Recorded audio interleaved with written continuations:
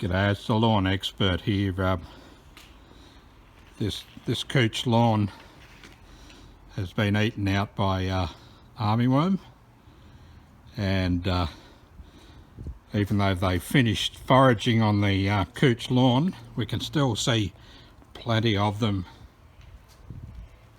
on the paved areas. So lots of armyworm around looking for more feed.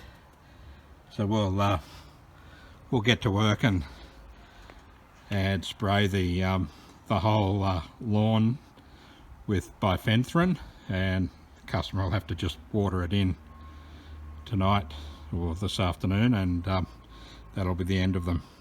Okay, see you next time.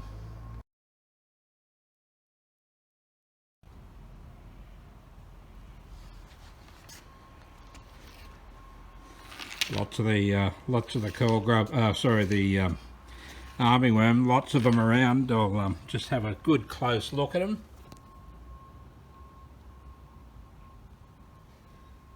And more. They're all over this deck. Okay.